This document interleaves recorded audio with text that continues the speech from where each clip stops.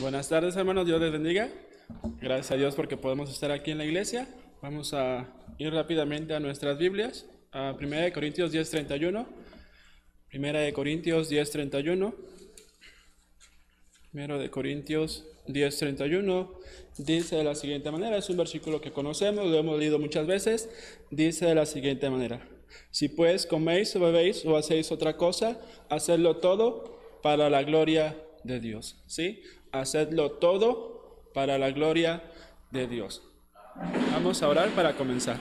Señor, te damos gracias por lo bueno que eres. Gracias, Dios, por permitirnos estar aquí una vez más.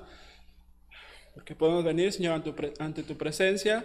Podemos venir, Señor, y tú nos hablas a través de tu palabra. Pedimos que no sea la excepción, Señor, en esta tarde. Que hables a través de tu palabra y que nos muestres, Señor, lo que tú tienes preparado para nosotros. Nos ponemos en tus manos, se lo pedimos en Dios. ¿Sí? Dice, hacerlo todo para la gloria de Dios.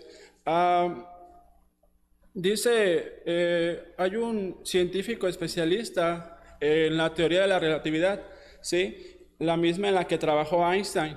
Este personaje se llama Carlos Misner. Él dijo lo siguiente acerca de Einstein. Lo voy a leer, dice, y dijo esto acerca de por qué Albert Einstein no creía, ¿sí? Por qué Albert Einstein dijo lo que dijo acerca del cristianismo o de Dios. Dice, el diseño del universo es sobremanera magnífico y esto no debiera despreciarse. Esta es la razón por la que Einstein tuvo en poco la religión organizada. No obstante, el hombre me impresiona como un hombre intrínsecamente muy religioso. Debió haber observado lo que decían los predicadores acerca de Dios y sintió que estaban blasfemando. Einstein había visto mucha majestad de lo que otros jamás se imaginaron y comprendió que ellos no se referían a la verdadera realidad. Mi sospecha es que Einstein simplemente sintió que las religiones con las cuales se había encontrado no tenían el debido respeto al autor del universo. ¿Sí?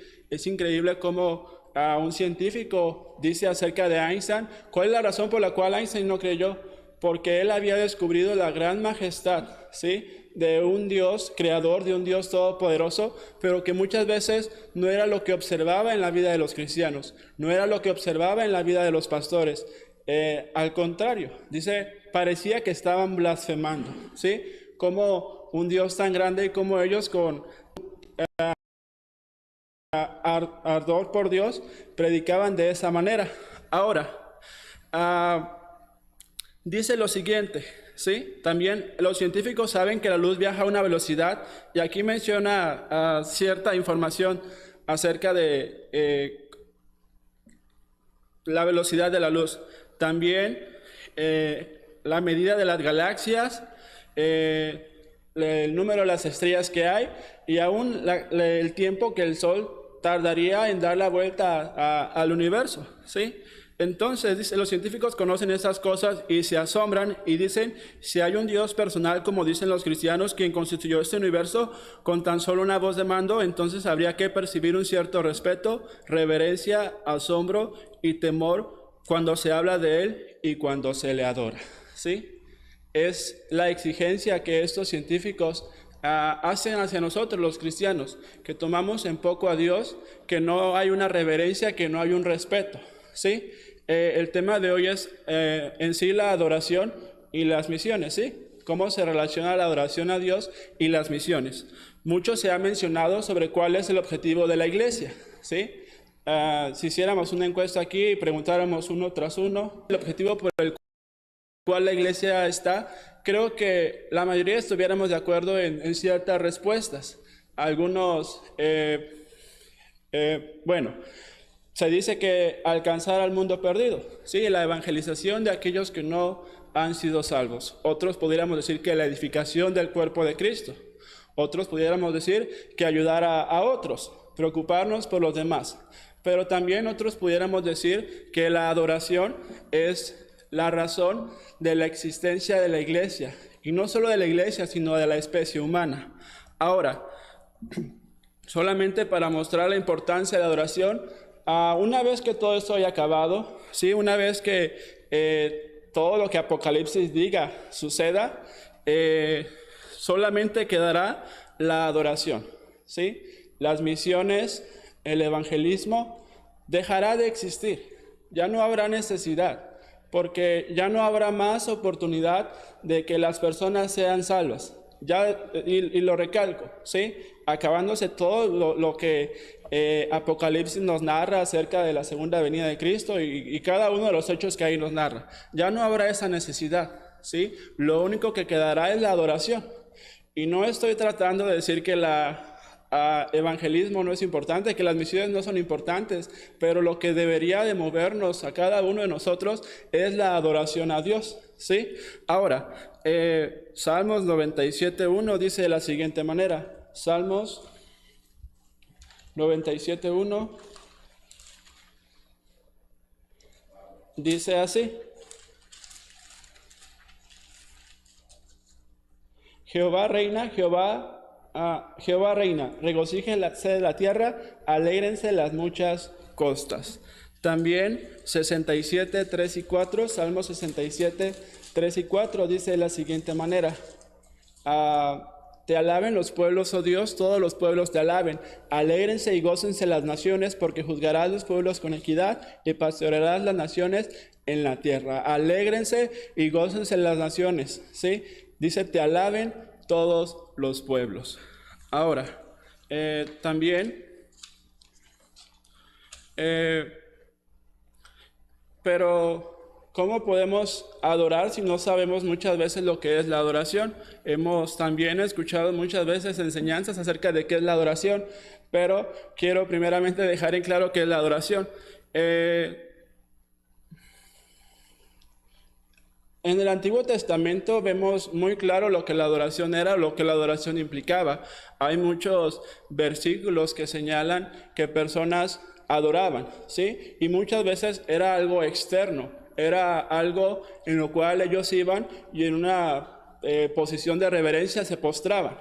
Pero en el Antiguo Testamento esto casi ya no aparece. Vemos 1 Corintios 14, 23.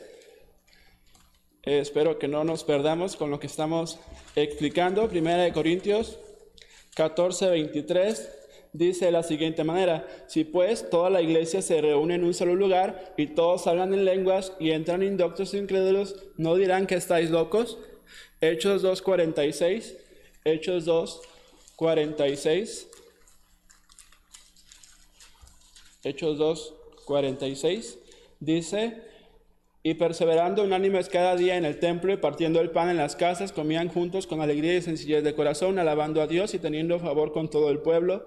Y el Señor añadía cada día a la iglesia los que habían de ser salvos. Hebreos 10, 25. Hebreos 10, 25. Dice de la siguiente manera: no dejando de congregarnos como algunos tienen por costumbre, sino exhortándonos, y tanto más cuanto veis que aquel día se acerca. ¿Sí? Esos versículos hacen mención de reuniones, sin hacer mención específica acerca de la adoración. ¿Sí? Y les digo, nuevamente, la palabra que se utilizaba en el Antiguo Testamento para adoración aparece muy pocas veces. ¿Sí? En el Nuevo Testamento. Esta palabra aparece 170 veces en el Antiguo Testamento. ¿Sí? Vemos Génesis 18.2. Génesis 18.2 es de las primeras veces que aparece. Génesis 18.2 dice: y alzó sus ojos y miró, y he aquí 3 varones que estaban junto a él, y cuando los vio salió corriendo de la puerta de su tienda a recibirlos, y se postró en tierra. ¿Sí? Se postró en tierra. También más adelante vemos en primer libro de Samuel 24.8, primer libro de Samuel 24.8. Vamos a estar viendo muchos versículos, así que por favor tengan paciencia. Primer libro de Samuel 24.8 dice: también David se levantó después y saliendo de la cueva dio voces detrás de Saúl diciendo: mi señor el rey. Y cuando Saúl miró hacia atrás, David inclinó su rostro a tierra e hizo reverencia. ¿Sí? Esta reverencia, este inclinarse, este adorar, es en señal de que a la persona que hacemos esta reverencia está en autoridad. Así lo hizo David. En Ruth 2.10, Ruth Ruth 2:10.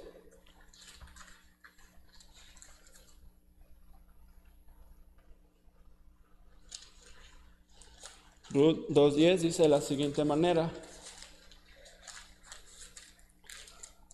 Ella entonces, bajando su rostro, se inclinó a tierra y le dijo: ¿por qué he hallado gracia en tus ojos para que me reconozcas siendo yo extranjera? Sí, nuevamente reconociendo la posición superior que vos tenía.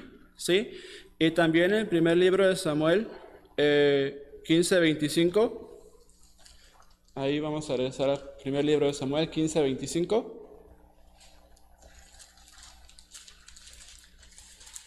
Dice de la siguiente manera: y vuelve conmigo para que adore a Jehová. Sí, aquí es la primera vez que se utiliza específicamente hacia Dios esta palabra, para que adore a Jehová. También se encuentra en Jeremías 7:2. Jeremías 7:2. Que dice de la siguiente manera, Jeremías 7:2: ponte a la puerta de la casa de Jehová y proclama allí esta palabra y di: oíd palabra de Jehová, todo Judá, los que entráis por estas puertas para adorar a Jehová. ¿Sí? Ahora, la palabra utilizada para adorar en el Nuevo Testamento en griego solamente aparece 61 veces. 26 ocasiones en los evangelios cuando gente se postraba delante de Jesús. También aparece otras 21 ocasiones en Apocalipsis, cuando los ancianos y los ángeles se postran delante de Dios. Y aparece una sola vez, ¿sí?, en las cartas paulinas, que de hecho es en Corintios 14:25. No vamos a ir ahí. Si se fijan, esta palabra que aparecía en el Antiguo Testamento, sí, obviamente una palabra hebrea, esa es una palabra griega, no tiene que ser la misma palabra, pero no aparece, sí, tantas veces como aparecía en el Antiguo Testamento, sí, y esto es algo curioso. ¿Por qué? Porque la adoración que era corporal, que era visible, había pasado a ser algo corporal a algo que era del corazón, ¿sí? Ahora, se entiende hoy en día que la adoración no es un acto externo que la iglesia debe realizar, sino una actitud de nuestro corazón. Jesús dijo eso ahí en Juan 4, 20 al 24, dice de la siguiente manera: nuestros padres adoraron en este monte y vosotros decís que en Jerusalén es el lugar donde se debe adorar. Jesús le dijo: mujer, créeme que la hora viene cuando ni en este monte ni en Jerusalén adoraréis al Padre. Vosotros adoráis lo que no sabéis, nosotros adoramos lo que sabemos, porque la salvación viene de los judíos. Mas la hora viene y ahora es cuando los verdaderos adoradores adorarán al Padre en espíritu y en verdad, porque también el Padre tales adoradores busca que le adoren. Dios es espíritu y los que le adoran en espíritu y en verdad es necesario que adoren. ¿Sí? En ningún momento hace referencia a un acto corporal, sino se enfoca en el aspecto del corazón, ¿sí?, de hacerlo en verdad, de hacerlo en el espíritu, ¿sí? Entonces, vemos también ahí en Marcos 11:17. Marcos 11:17. Vamos a Marcos 11:17. Dice: y les enseñaba diciendo: no está escrito, mi casa será llamada casa de oración para todas las naciones, mas vosotros la habéis hecho cueva de ladrones. ¿Sí? Ahora, el templo era un lugar importante para los judíos, ¿sí? Muchas veces vemos a los judíos pues exaltando esta obra o defendiendo este templo, ¿sí? Se molestaron cuando Jesús dijo que el templo iba a ser derribado y que en 3 días Él lo iba a levantar. Jesús estaba refiriendo a su propio cuerpo, pero los judíos se molestaron por eso. También dice que aquí se había convertido el templo en una cueva de ladrones. Ahora, Cristo quitó la atención de esos actos externos, de los sacrificios que los judíos llevaban ahí, y los centró nuevamente a la actitud del corazón. Llevó la atención hacia Él. Mateo 12:6 es este pasaje que les menciono, Mateo 12:6. Mateo 12:6 dice de la siguiente manera: pues os digo que uno mayor que el templo está aquí. ¿Sí? Uno mayor que el templo está aquí. Juan 12:9 también. Jesús llama la atención hacia él y no hacia el templo. Juan 12:9 dice: gran multitud de los judíos supieron entonces que él estaba allí y vinieron, y no solamente por causa de Jesús, sino también para ver a Lázaro, a quien había resucitado de los muertos. Me parece que no es este pasaje, ¿sí? Pero es el pasaje que dice que destruid ese templo y en 3 días lo levantaré, nuevamente haciendo referencia a sí mismo, ¿sí? Jesús estaba identificando a él, ¿sí? O estaba llevando la atención hacia él como alguien más importante que el mismo templo. De hecho, cuando Jesús muere, dice los evangelios que el velo del templo se rasgó en 2. Ahora sí que ese lugar en el cual iban y presentaban sacrificios, prácticamente puedo decir que quedó, ya no tenía la misma función que tenía antes, ¿sí? Este velo que era importante para separar el lugar santo del lugar santísimo se rompió, entonces ya no iba a cumplir el templo la misma función, ¿sí? Ahora, nuevamente Cristo desvía la atención hacia él, ¿sí? ¿Y a qué voy? La adoración no debe ser algo, un ritual o algo metódico o algo que nosotros podamos decir, bueno, tienes que hacerlo así, este es el siguiente paso y este es el siguiente paso, ¿sí? La adoración realmente, el centro de esto es Jesús, ¿sí? Jesús resucitado. Él quitó la atención nuevamente del templo y llevó la atención hacia él. Ahora, Corintios 10:31 nos habla, lo leímos al principio, voy a volver a leerlo, dice: si pues coméis o bebéis o hacéis otra cosa, hacedlo todo para la gloria de Dios, ¿sí? Cualquier cosa que hagamos, debemos hacerlo para la gloria de Dios, ¿sí? Esa es la esencia de adorar, que nuestras acciones, nuestras palabras, nuestros pensamientos den honra y gloria a nuestro Dios, ¿sí? Y eso es algo que deberíamos de preguntar. Lo que pienso, lo que hablo, lo que escucho, lo que veo, a los lugares que voy, da honra y gloria a Dios, ¿sí? Ahora, ¿qué tiene que ver la adoración con las misiones? ¿Sí? Regreso nuevamente a la idea que venía presentando. Los científicos no lograban explicarse cómo es que un Dios tan grande pudiera ser adorado de la manera que ellos veían que lo adoraban, ¿sí? Eso era lo que a ellos no les cuadraba, lo que ellos no entendían que estuviera pasando. Isaías 40, 25, 26, Isaías 40, 25 y 26. ¿A qué pues me haréis semejante o me compararéis? Dice el Santo. Levantad en alto vuestros ojos y mirad quién creó estas cosas. Él saca y cuenta su ejército, a todas llama por su nombre, ninguna faltará. Tal es la grandeza de su fuerza y el poder de su dominio, ¿sí? Hablando acerca de la grandeza de nuestro Dios. Tenemos un Dios grande, tenemos un Dios todopoderoso, ¿sí? Me encanta la oración de Salomón cuando edifica el templo. Dice: los cielos de los cielos no te pueden contener. ¿Cómo tú, siendo un Dios tan grande, poderoso, vas a venir a habitar en medio de nosotros en una casa que hemos hecho con nuestras manos? Esa es la grandeza de nuestro Dios, y nosotros lo podemos entender al leer su palabra. Ellos lo entendieron a través de descubrimientos, a través de la ciencia, pero nosotros nos hemos dado cuenta a través de su palabra, a través del diario vivir, y a través de, sí, cada vez que Dios ha contestado nuestras oraciones o ha hecho un milagro en nuestra vida. Pero muchas veces me temo que no estamos haciendo todo, ¿sí?, para la gloria de Dios. Más bien pudiéramos decir que estamos haciendo las cosas para nuestra propia gloria. Ahora, Job 26:14, Job 26:14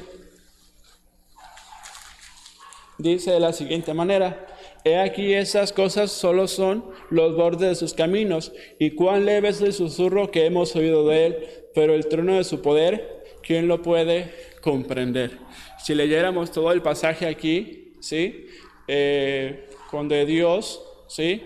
Habla, ahora sí que, bueno, aquí Job está hablando acerca de Dios, ¿sí? Pero también cuando Dios le pregunta, ¿sí? Confronta a Job con toda esa serie de preguntas que le hace, ¿sí?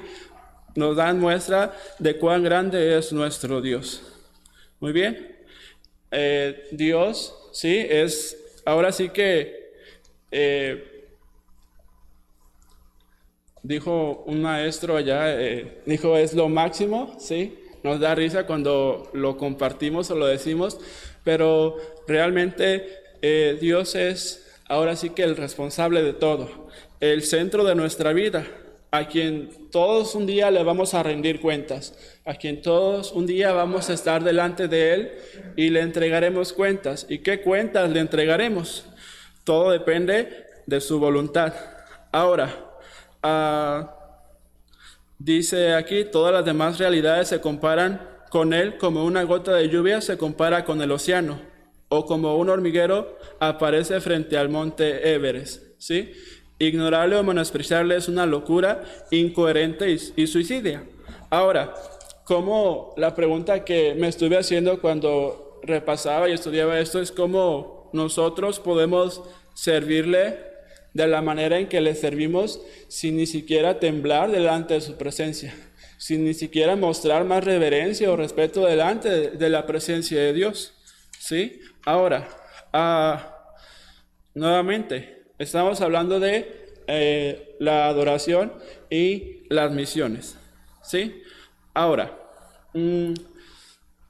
si nosotros no estamos asombrados por la grandeza de Dios, si es algo nada más que sabemos y decimos, pues Dios es grande, ¿sí? Pero no lo hemos experimentado o no estamos plenamente convencidos de ellos, ¿cómo vamos a poder compartir a otros este mensaje? ¿Sí? Perdónenme por el ejemplo, pero si vamos no sé, al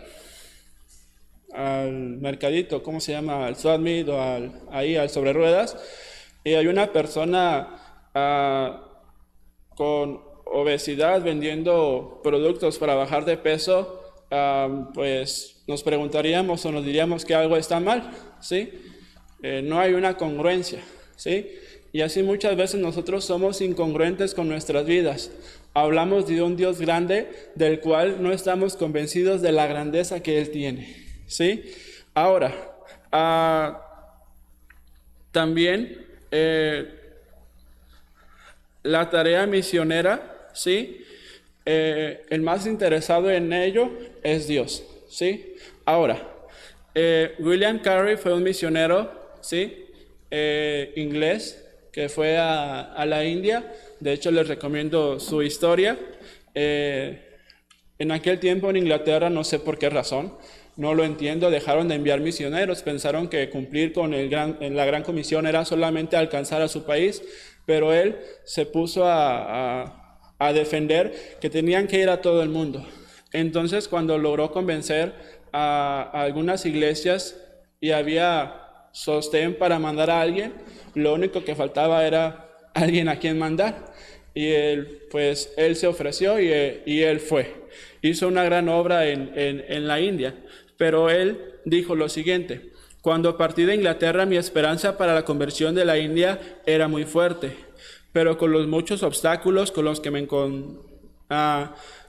encontrare, esa esperanza moría, a menos que Dios la apuntalara. Bueno, me dije, tengo a Dios y su palabra es verdad, aunque las supersticiones de los paganos eran 1000 veces más fuertes de lo que son, y el ejemplo de los europeos 1000 veces peor, aunque fuera abandonado por todos y perseguido por todos, aún así mi fe, fijada en la palabra segura de verdad, se levantará por encima de todos los obstáculos y vencerá toda prueba. La causa de Dios triunfará. Un hombre convencido completamente de la grandeza de Dios. Si nosotros estamos convencidos completamente de la grandeza de Dios, nuestro mensaje tendrá congruencia con nuestra vida. Y aún esa comprensión de la grandeza de nuestro Dios nos irá o nos hará hacer cosas que nunca imaginamos o pensamos hacer, ¿sí? Era su motor.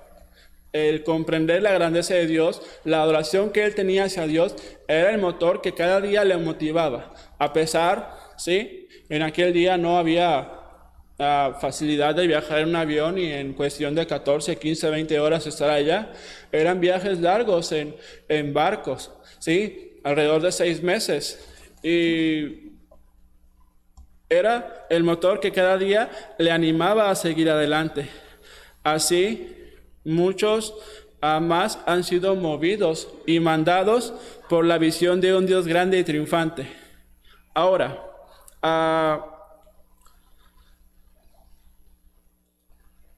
nuevamente, ¿sí? La obra misionera no es la meta, ¿sí? Y nuevamente, no estoy diciendo que no tenemos que hacerlo, no estoy diciendo que no es importante, sino si estamos entendiendo quién es Dios, si le estamos adorando de la manera correcta, las misiones será algo que hagamos sin necesidad de buscarlo. Va a ser algo que van a hacer en nosotros hacerlo.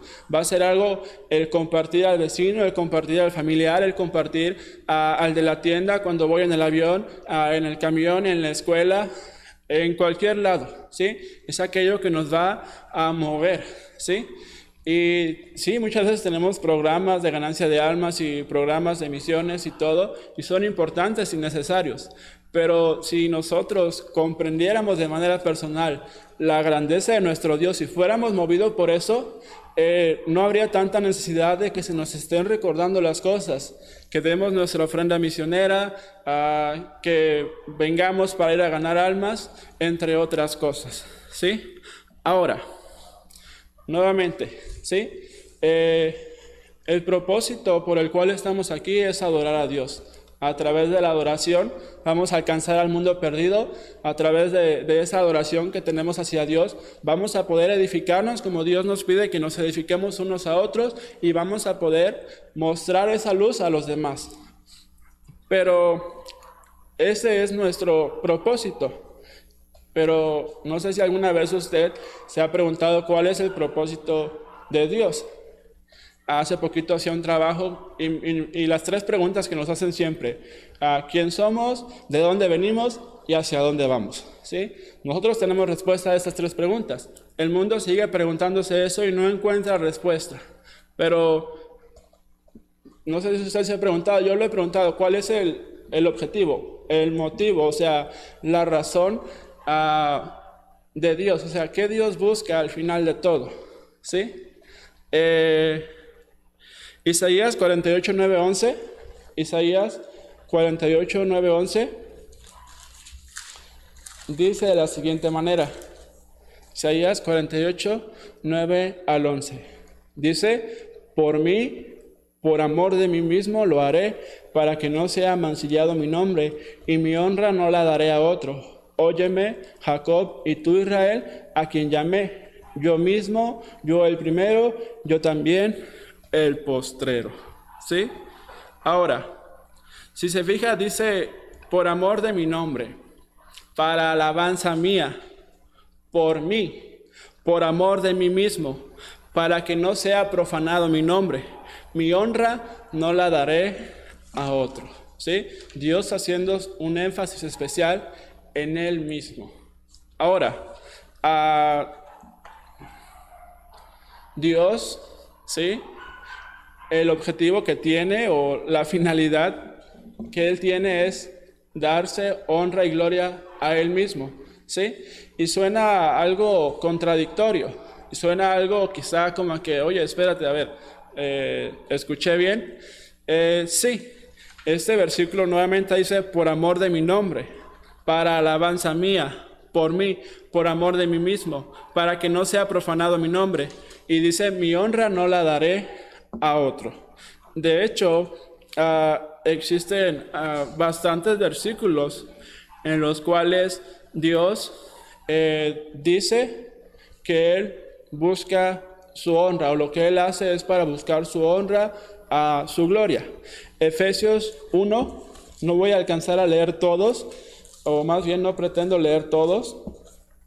Efesios 1, 4 al 6 dice: según nos escogió en Él antes de la fundación del mundo, para que fuésemos santos y sin mancha delante de Él, en amor habiéndonos predestinado para ser adoptados hijos suyos por medio de Jesucristo, según el puro afecto de su voluntad, para alabanza de la gloria de su gracia, con la cual nos hizo aceptos en el amado. ¿Con qué objetivo? Para alabanza de la gloria de su gracia.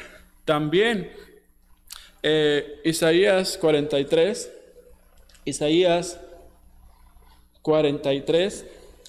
6 y 7, Isaías 43, 6 y 7 dice: diré al norte, da acá, y al sur, no detengas. Trae de lejos mis hijos y mis hijas de los confines de la tierra, todos los llamados de mi nombre, para gloria mía los he creado, los formé y los hice. Para gloria mía, para gloria de Él, Él nos ha creado. ¿Sí? También Jeremías 13:11, Jeremías 13:11.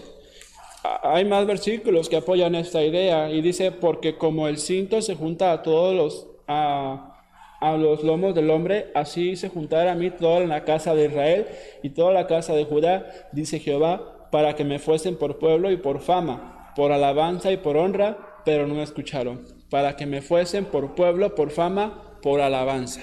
¿Sí? Dios llamó a Israel para su gloria. Salmos 106, Salmos 106,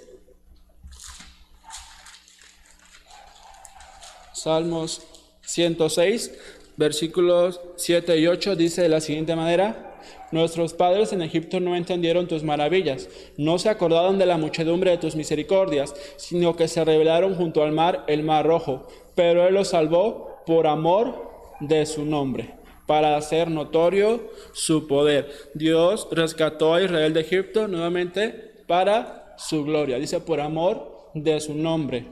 Muy bien. También Éxodo 14:4. Éxodo 14:4. Éxodo 14:4 dice lo siguiente: y no endureceré el corazón de Faraón para que lo siga, y seré glorificado en Faraón y en todo su ejército, y sabrán los egipcios que yo soy Jehová. Y ellos lo hicieron así. Dios derrotó a Faraón en el Mar Rojo para mostrar su gloria. ¿Sí? En otro versículo dice que lo levantó, y en este pasaje dice que también lo iba a derrotar para gloria de Dios, para que los egipcios vieran su gloria, su poder. Y esta idea nuevamente es presentada en más versículos, no solamente en el Antiguo Testamento, sino en el Nuevo Testamento. ¿Sí? Ahora, Ezequiel 36, Ezequiel 36, versículos 22 y 23 dicen de la siguiente manera: por tanto di a la casa de Israel, así ha dicho Jehová el Señor, no lo hago por vosotros, oh casa de Israel, sino por causa de mi santo nombre, el cual profanáis vosotros entre las naciones a donde habéis llegado, y santificaré mi grande nombre profanado entre las naciones, el cual profanasteis vosotros en medio de ellas, y sabrán las naciones que yo soy Jehová, dice el Señor, cuando sea santificado en vosotros delante de sus ojos. Dios restauró a Israel del exilio para gloria de su nombre. ¿Sí? Nuevamente. Y bueno, Juan 7:18 en el Nuevo Testamento dice de la siguiente manera: Juan 7:18: el que habla por su propia cuenta, su propia gloria busca, pero el que busca la gloria del que le envió, este es verdadero, y no hay en él injusticia. ¿Sí? Aquí vemos que Jesús buscó la gloria de su Padre en todo lo que hizo. También Mateo 5:16. Mateo 5:16, sé que son puros versículos, pero son importantes. Dice Mateo 5:16: así alumbre vuestra luz delante de los hombres, para que vean vuestras buenas obras y glorifiquen a vuestro Padre que está en los cielos. Jesús nos mandó a hacer buenas obras para glorificar a Dios. ¿Sí? También vemos más adelante Juan 14:13. Juan 14:13 dice de la siguiente manera: Juan 14:13 13. Dice, y todo lo que pidieres al Padre en mi nombre lo haré para que el Padre sea glorificado en el Hijo. ¿Sí? Jesús promete dar respuesta a nuestras oraciones nuevamente para que Dios sea glorificado. Juan 12:27, ahí atrásito, Juan 12:27 y 28 dice de la siguiente manera: ahora está turbada mi alma, y que diré, Padre, sálvame de esta hora, mas para esto he llegado a esta hora. Padre, glorifica tu nombre. Entonces vino una voz del cielo: lo he glorificado y lo glorificaré otra vez. Jesús soportó, ¿sí?, esas horas de sufrimiento para la gloria de Dios, ¿sí? Isaías 43:25 dice de la siguiente manera, Isaías 43:25, yo soy el que borro tus rebeliones por amor de mí mismo, y no me acordaré de tus pecados. Él perdona nuestros pecados por amor propio, ¿sí? Por amor de mi nombre. Ahora, Corintios 10:31, 1 Corintios, Dios nos invita, lo hemos leído ya 2 veces, a hacerlo todo para su gloria, ¿sí? Ahora, y existen más pasajes. Herodes muere porque no le da la gloria a Dios. Jesús viene otra vez para la gloria de Dios. El plan de Dios es llenar la tierra de conocimiento de su gloria. Todo lo que sucede es para la gloria de Dios. Y aún Apocalipsis 21:23. Apocalipsis 21:23 dice: la ciudad no tiene necesidad del sol ni de luna que brillen en ella, porque la gloria de Dios la ilumina y el Cordero en su lumbrera. En la Nueva Jerusalén, la gloria de Dios reemplaza al sol, ¿sí? Y existen más versículos de los que leímos en los cuales se presenta esta idea. Dios lo que hace, busca, ¿sí?, su propia gloria, su propia honra. Ahora, no hay persona más interesada por la gloria de Dios que Dios mismo, ¿sí? Ahora, pareciera contradictorio que un Dios que busca su propia gloria es contradictorio a un Dios amoroso, misericordioso y bondadoso. De hecho, 1 Corintios 13:5 dice que el amor no busca lo suyo, ¿sí? Ahora, personalmente creo que Pablo no quiso decir que toda forma de buscar, yo puedo buscar el bien de otro, pero al buscar el bien del otro, estoy buscando mi propio bien. Hay satisfacción en mí por buscar el bien de otro, ¿sí?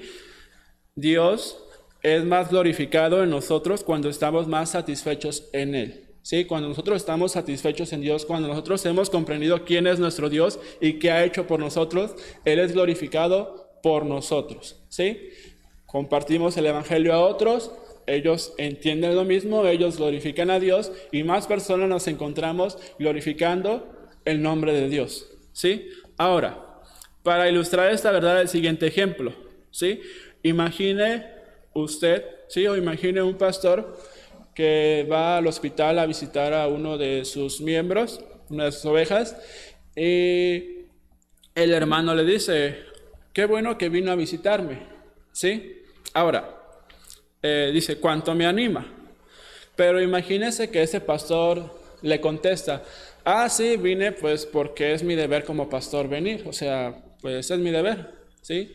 Si usted fuera el enfermo, ¿cómo se sentiría que el pastor le dijera eso? ¿Sí?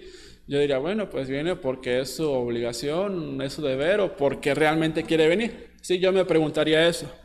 Ahora, pues para mí no es una respuesta correcta. Dice, esta declaración, sí, es mi deber, lo tengo que hacer porque soy el pastor, en realidad, pues sí, hace sentir mal al enfermo. ¿Por qué? Porque no le da honra al enfermo, ¿sí? Ahora, porque el deleite confiere más honra que el deber, ¿sí? ¿Hacemos las cosas porque tenemos que hacerlas o hacemos las cosas porque nos deleitamos haciendo las cosas? ¿Sí? gano almas porque es mi deber o gano almas porque me deleito haciéndolo, ¿sí? Y así a cada cosa que hacemos. Me he preguntado, a ver, ¿por qué haces esto, Raúl? ¿Realmente lo estás disfrutando? ¿Realmente lo haces no como un deber? Entonces, hay más honra en hacerlo con alegría que hacerlo como un deber, ¿sí? Ahora, la respuesta correcta hubiera sido, es un placer para mí estar aquí, estoy contento de poder visitarte, ¿sí? Si entendemos el ejemplo aquí, esas dos oraciones muestran que estoy buscando mi propio bien. Las dos respuestas está buscando su propio bien, ¿sí? Es mi deber, sí, es su deber, está en lo correcto, es lo cierto. Y el otro, haya alegría en hacerlo, ¿sí? Dice, es un placer para mí estar aquí, estoy contento de poder visitarte. Sin embargo, la razón por la que estas declaraciones no son egoístas es que ambas confieren honor al paciente y no al pastor, ¿sí? Cuando alguien se deleita en usted, usted se siente honrado. Cuando alguien encuentra felicidad al estar a tu lado, te sientes atesorado, apreciado y glorificado. Entonces, visitar a los enfermos porque te sientes contento en estar allí es una manifestación de amor, ¿sí? Nuevamente, en que nosotros adoremos a Dios, en que nosotros le honremos, sí, es un beneficio hacia Dios, pero es un beneficio hacia mí, ¿ok? ¿Por qué? Imagine, usted y yo estamos convencidos de la grandeza de nuestro Dios, y eso nos motiva a hacer las cosas que Él me pide que haga, y en hacer lo que Dios me pide que yo haga, hay bendición, ¿sí? Nuevamente, no hay contradicción entre un Dios que busca su honra y un Dios amoroso, porque cuando nosotros buscamos adorarle, cuando nosotros buscamos honrarle, ¿sí? Hay un beneficio hacia nosotros. Y ahora, cuando nos deleitamos en su presencia, cuando nos gusta estar cerca de Él, cuando valoramos su comunión, Él es glorificado, ¿sí? Ahora, solamente quiero invitarles, y también es una invitación hacia mí, el pensar acerca de la grandeza de nuestro Dios, si realmente estamos convencidos de ello, y la manera en que le estamos sirviendo, o qué podemos hacer por Él, ¿sí? Que la adoración hacia Él nos lleve a hacer lo que Él nos pide que hagamos. Y en hacer esto nuevamente hay un beneficio hacia nosotros. Dice, y todo le saldrá bien, y todo lo que hace prosperará. Y aún más adelante en el Nuevo Testamento dice que sus mandamientos no son gravosos, ¿sí? No hay algo que Dios nos pida que hagamos que sea en nuestra contra, ¿sí? Que nos va a afectar, ¿sí? Y no estoy hablando de que todo va a ir tranquilo, relajado, de que no va a haber problemas, no estoy hablando de sacrificio, estoy hablando de que las cosas importantes, las cosas eternales, las cosas de valor, nos saldrán bien, ¿sí? Y al final es lo importante, porque nuevamente un día todo esto se acabará y estaremos delante de Dios y tendremos que darle cuentas. ¿Y qué cuenta le entregaremos? ¿Sí? Que esa adoración hacia Dios nos lleve cada día a hacer más por Él. Y que, como leímos, que todas las naciones, dice, alégrense las naciones. Que esos lugares donde la palabra de Dios no ha llegado, pueda llegar, ¿sí? Tantas lenguas, ¿sí? Tribus que aún no le conocen o que aún no tienen un solo versículo en su idioma, ¿sí? Es cuestión que nos debería de poner a pensar y hacer más por nuestro Dios. Vamos a orar. Señor, te damos gracias por lo bueno que eres. Gracias, Dios, por permitirnos estar aquí. Gracias, Señor, por hablarnos a nuestras vidas, hacernos ver, Señor, que estamos mal y que muchas veces personalmente tomo en poco, Señor, este tema de la actitud con el que hacemos las cosas. Ayúdanos, Señor, a estar conscientes de ellos. Y Padre, cada día que todo lo que hagamos, como dice ahí tu palabra, todo lo que hagamos sea para tu gloria, Señor. Ya sea que comamos o bebamos. Nos ponemos en tus manos, Señor. Y bueno, vamos a dar el tiempo de la invitación al pastor. ¿Sí? No sé. Gracias.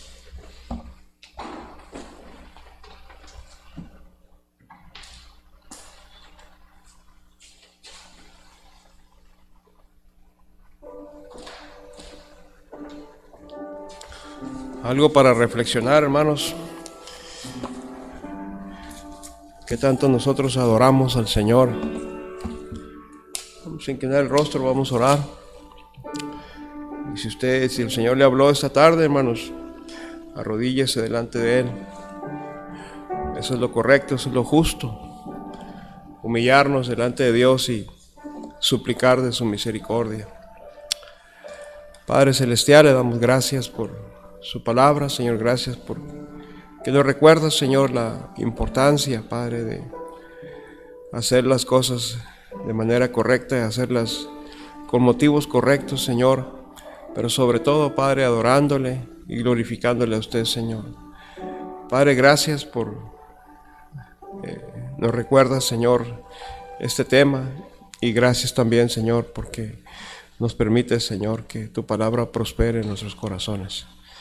Rogamos de tu gracia y de tu misericordia, Señor, y pedimos que nos ayudes, Señor, para que día con día tengamos presente tu palabra y la podamos poner por obra, Señor. Te damos la honra y la gloria, Señor, esta noche, y rogamos de tu gracia en el nombre de tu Hijo amado, Cristo Jesús. Amén. Bien, hermanos, vamos a entonar otro himno y luego vamos a orar por las peticiones. Si usted trae peticiones, déjemela llegar, hermanos, por favor.